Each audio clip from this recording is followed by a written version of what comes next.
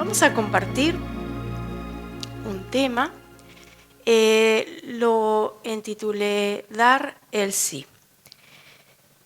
Bueno, la idea es que entendamos que todos ya dimos el sí. Todos dimos el sí. En algún momento se nos planteó, nos dieron unos boletos y acá estamos. Dimos el sí.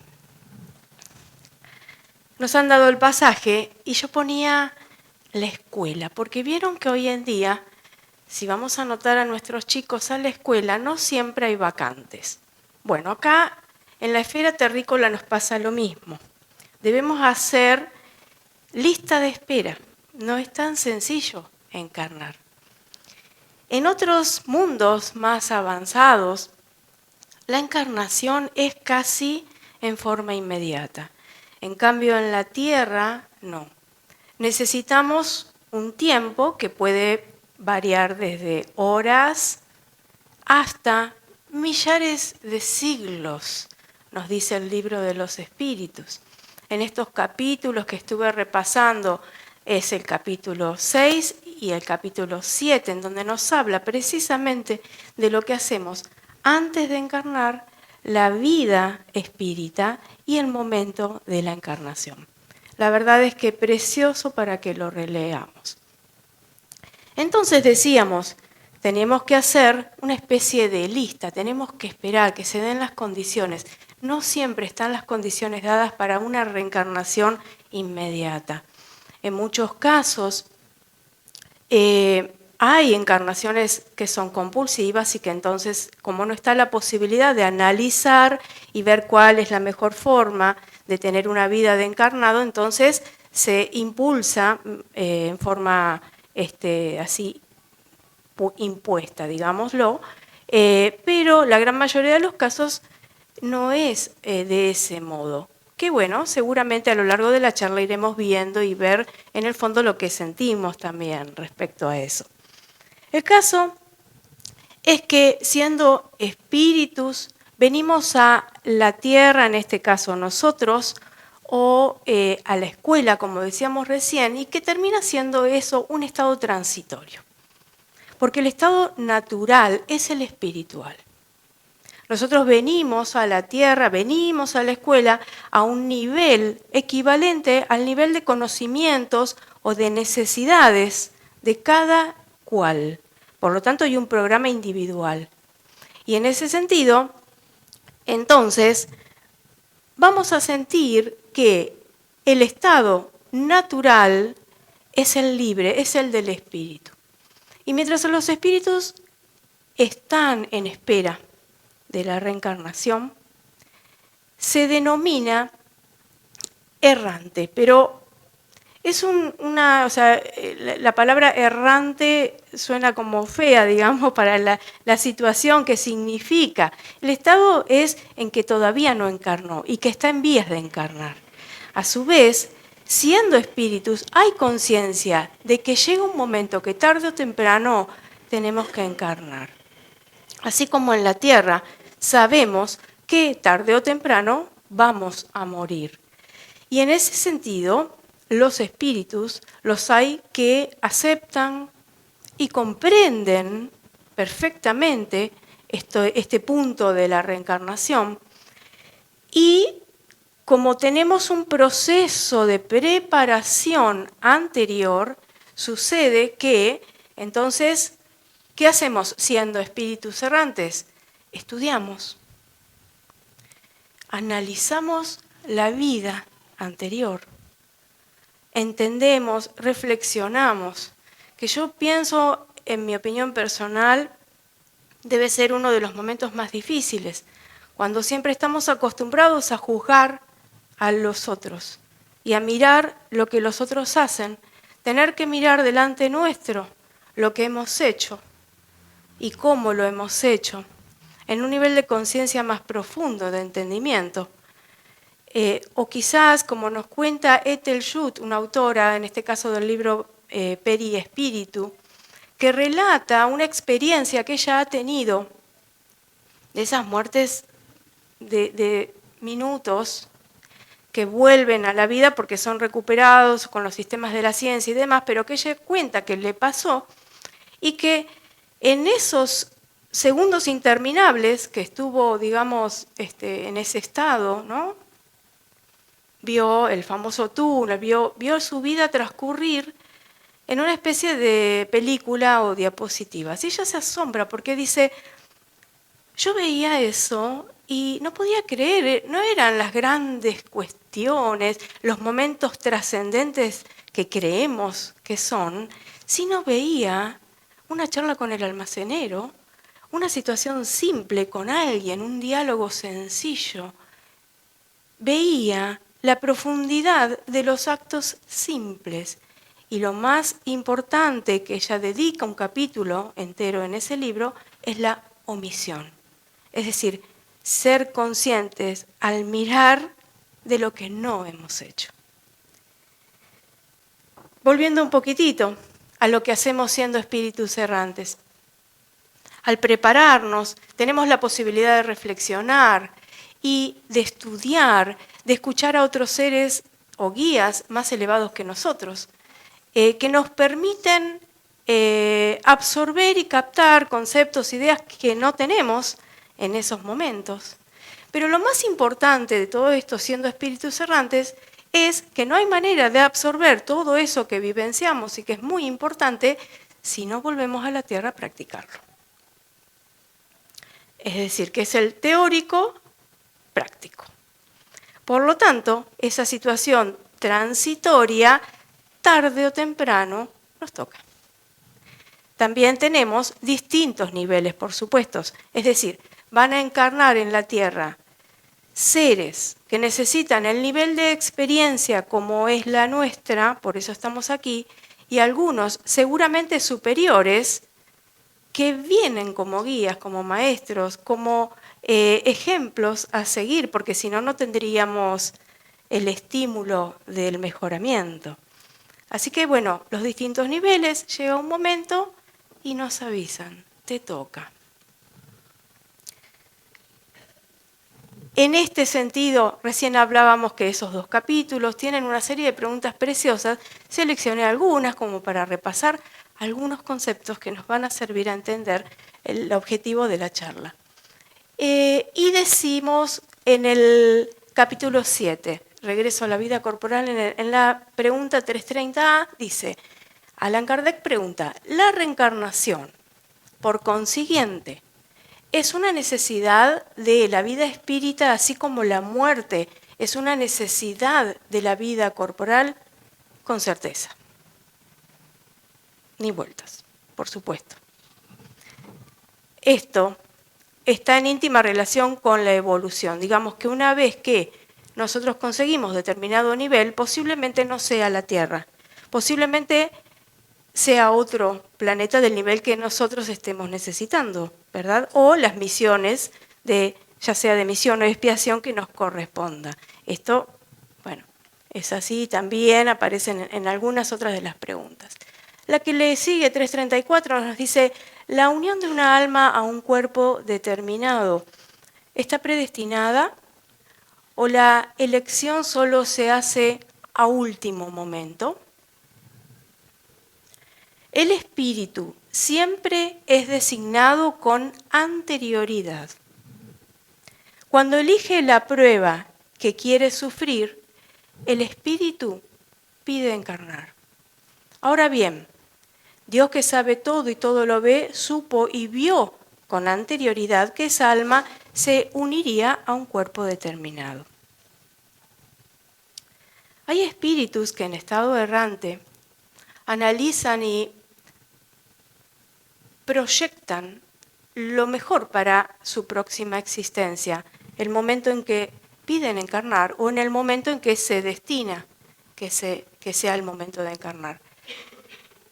Y cuenta el libro de los espíritus que hay muchos casos en donde son tan conscientes de la necesidad de encarnar que ruegan el adelanto de ese momento. Y en muchos casos se les otorga. Así como también están los casos que llega el momento de encarnar Pero el espíritu retrocede, no se siente capaz de llevar adelante la prueba, incluso después de haber empezado la fijación en el plano terrenal, es decir, el momento de la concepción y los primeros tiempos de unión del espíritu molécula a molécula con el cuerpo que se le otorga. Así que en esos casos dice también que hay casos en donde retroceden, como que no aceptan la prueba y necesitan prepararse para una nueva oportunidad. Seguimos. La 335 nos plantea: ¿el espíritu elige el cuerpo en que habrá de entrar o solo el género de vida que debe servirle de prueba? También puede elegir el cuerpo, pues las imperfecciones de ese cuerpo son para el espíritu pruebas que lo ayudarán a su adelanto, en caso de que supere los obstáculos que él encontrará. No obstante, si bien el espíritu puede pedirlo, la elección del cuerpo no siempre depende de él. Decíamos recién que al analizar los recorridos, siendo espíritus errantes, analizar nuestras vidas anteriores, reconocemos nuestros errores y al proyectar nos ayudan, por supuesto, a ver cuál puede ser la mejor manera seguramente de reparar errores.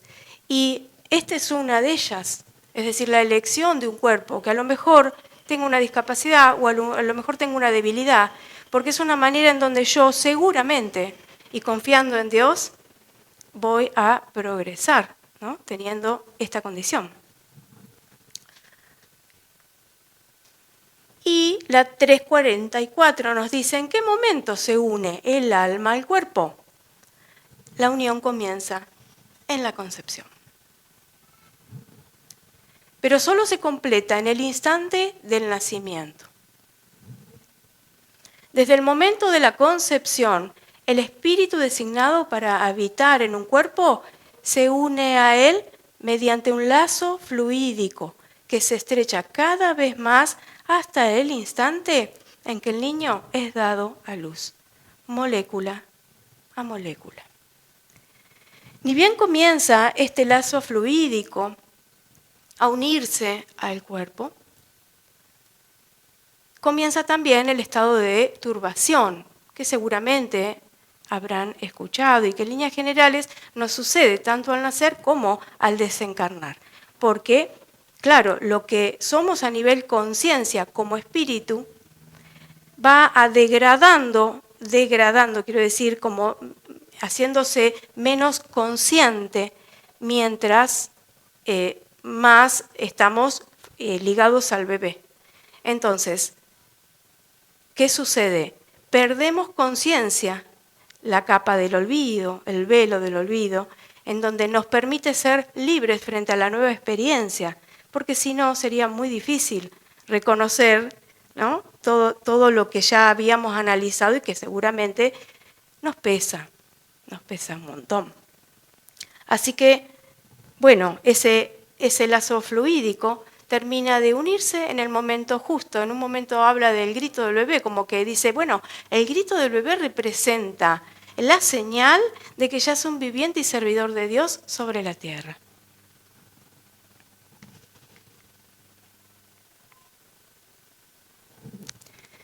Lo que acabamos de ver como un resumen súper rápido del libro de los espíritus, yo lo denominé la voz espírita. Que todos nosotros, y gracias a Dios, podemos tener la oportunidad de conocer, por pertenecer a esta casa, por leer los libros que leemos. Es una preparación que nos genera un campo de visión y de entendimiento totalmente distinto. Es la voz espírita. Y que nos da pie a entender lo que Juana, en el libro Liberación por el Amor y a través de Divaldo, nos dice como un hilo conductor del progreso, que tiene que ver que es esencial para el equilibrio y la felicidad humana el respeto por la vida. El respeto por la vida es la consideración, elevada consideración de todo aquello que existe. Más allá de las personas también, pero las personas y todo lo que existe en la naturaleza. Ella define que aquel que actúa con respeto a la vida eleva su patrón de conducta y dignifica a aquel que lo recibe. Son pautas de progreso claras que muestran un elevado crecimiento moral para quien lo practica. Y en ese sentido, pregunto yo, ¿y qué pasa si eso no está? Si la consideración por lo que vive no está. Y Juana me contestó. Perecen los valores éticos y los anhelos superiores pierden su significado. Si no está el respeto por la vida, nos pasa esto. ¿Y qué serían los anhelos superiores? Bueno, podemos imaginar los anhelos superiores como aquellos puntos objetivos que pudimos haber escrito en el plano espiritual para venir y concretar. Los anhelos superiores serían tener la buena voluntad de aprender, tener la buena voluntad de corregir, de reparar, de amar hacia mí misma y también tener la sensibilidad de ver al otro, de reconocerlo, tener la sensibilidad frente al dolor humano del otro, el dolor ajeno. Esto sería parte de los anhelos superiores. Y también nos plantea que hay algo que se pone en la vereda de enfrente y que son la explotación de los recursos transitorios. Es decir, si yo, por falta de respeto a la vida, pierdo mis anhelos, me encuentro del otro lado. El otro lado es la explotación de los recursos transitorios, el yo. Lo que tiene que ver con mi mejoramiento, pero a otros niveles transitorios. Las jerarquías sociales falsas, las apariencias vacías, todo aquello que me hace más y mejor a nivel material. Es decir, la conquista de más y más y más dinero para comprar a mal precio y carísimo el vacío existencial. De una vereda, los anhelos superiores y del otro lado la competencia, que es el egoísmo avasallador. Esto marca en todos un mapa de debilidades, del cual se observa el siguiente molde reencarnatorio. Porque todo aquello que no me sale bien hoy o que me he equivocado, tiene la posibilidad nueva en otra vida de hacer una planificación para repararlo, para mejorar, para poder elevarme. Siempre en función del respeto por la vida y presente para lo que es el progreso. En la 132, Kardec pregunta, ¿cuál es el objetivo de la reencarnación? Dios se la impone con el objetivo de hacerlos llegar a la perfección. Para algunos es una expiación, para otros es una misión. Michelle no lo sabía, como tantos no lo sabían. Ella tenía 19 años, ecuatoriana, y se fue a vivir con su mamá y 3 hermanos a España. Trabajando desde muy joven, porque la economía familiar merecía que así fuera, queda embarazada. Cuando se lo dijo a su pareja le dice, para mí no es momento todavía de ser padre, tengo mi carrera, mi empresa y todo tanto por hacer por delante. Arreglate. Entonces, joven, pequeña, inexperta y desesperada, va a su mamá y le explica lo que le está pasando. Y la mamá le dice, yo no puedo una boca más. Acá es normal y es legal. Anda, sácatelo. Tenemos muchas cosas para hacer antes, te tenés que recibir. No es momento para esto. Ella estaba desesperada y se lo comenta a una amiga. Y la amiga le dijo, mirá, yo estuve en ese lugar. Todo el mundo se hace abortos. Yo te acompaño. Y toman un turno. El día del turno, ella guiada así, sin pensar, solo porque el entorno no era favorable, terminaba haciendo lo que los demás opinaban. Parada en la puerta de la clínica, una señora se le acerca 10 minutos antes de su intervención y le dice, ¿cómo estás? ¿Cómo te sentís? ¿Qué necesitas para no abortar? Ella no la conocía y rompe en llanto en las manos de esta señora que no conocía, abrazándola. Era la primera vez que alguien la miraba y la entendía o le preguntaba, ¿cómo te sentís? ¿Qué querés hacer? ¿Qué sentís? Michelle defendió la vida en ese momento. Después de 4 años, ella es parte de los rescatadores de niños. Así se llaman en España, poniéndole voz a estos bebés. Y es ella hoy la que cruza la vereda en busca de estas chicas, que desesperadas solo necesitan que las entiendan, que las apoyen y que les enseñen a amar con seguridad.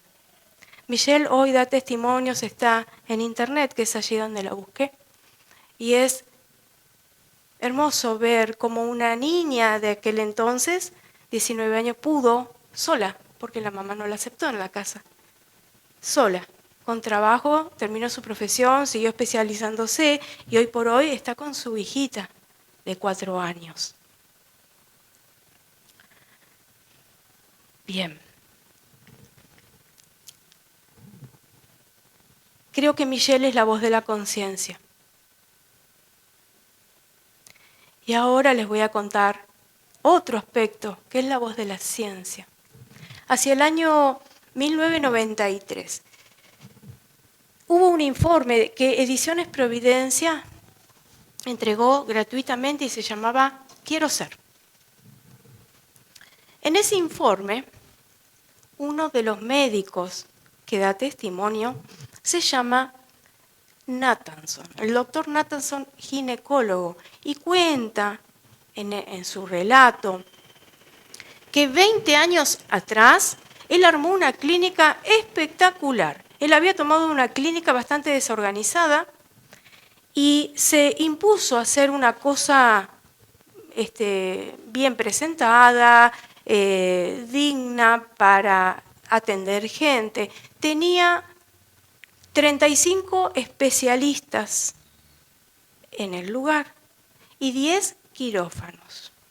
Él mismo expresa que diariamente se hacían 120 abortos y que bajo su dirección durante más de 15 años se hicieron 60.000 abortos. En sus manos, 5.000. Tristemente y con el tiempo, él pudo tomar otra posición, porque en ese momento cambia su trabajo. Después de un tiempo, cambia su trabajo y lo hacen especialista en fetología, es decir, el estudio de la vida dentro del útero. Parecía como que Dios le hubiera dicho, bueno, mirá, Mira bien cómo es la cosa.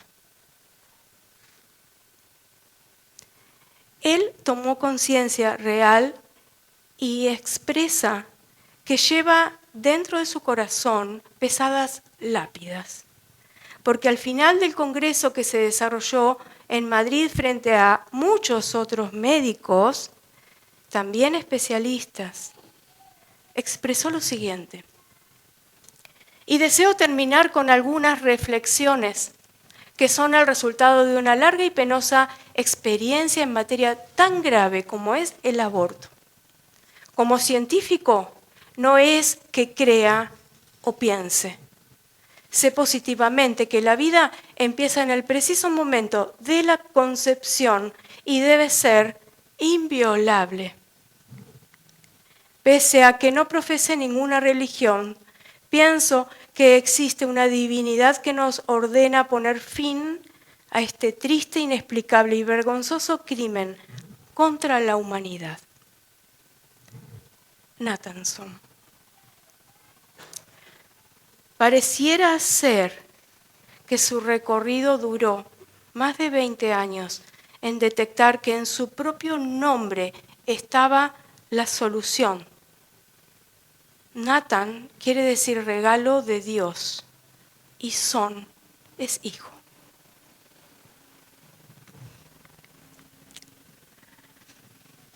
Para ir terminando, Kardec pregunta, ¿el aborto provocado es un crimen, sea cual fuera el periodo de la gestación en que se lo realice? Siempre se comete un crimen desde el momento en que se transgredió la ley de Dios.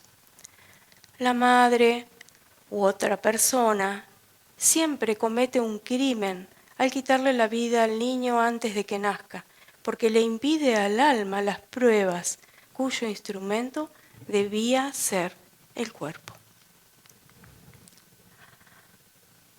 Un año después de este relato, la Madre Teresa recibe el Premio Nobel por la Paz. Y ella, chiquitita, detrás de unos micrófonos, expone ante el mundo su pensamiento. Es un discurso que recomiendo, muy bello, que ella da respuesta a este premio. Y dice, yo estoy feliz de estar aquí, entre medio de tantas autoridades y llegando al mundo, para poder hablar de la paz. Tenía un papelito en la mano que había repartido, me imagino, unas impresiones sencillas, y le dijo a toda la audiencia, vamos a leerlo. El papelito era la oración de San Francisco, diciendo, hazme, Señor, un instrumento de tu paz. Y sigue. Cuando termina la oración, levanta la vista y dice, la mayor amenaza de la paz es el aborto.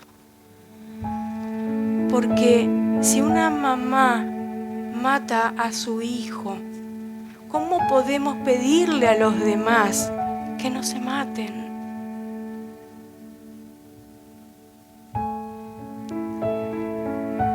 Hay que enseñar a las mamás a amar. Lo más lindo que nos pasó en la congregación es luchar contra el aborto, con la adopción. Hemos hecho felices a más de 3.000 familias, dándoles un niño rescatado. Enseñemos a esas mamás a no resolver sus problemas con la muerte. Si un país acepta el aborto, les está enseñando a resolver sus problemas con la violencia. Y dice para finalizar, tomemos una determinación, políticos, presidentes, que ningún niño sea rechazado o que no se ha amado, o que no se preocupen por él, o que lo asesinen y lo tiren a la basura. Si alguno de ustedes no quiere a su hijo, yo sí lo quiero, démenlo.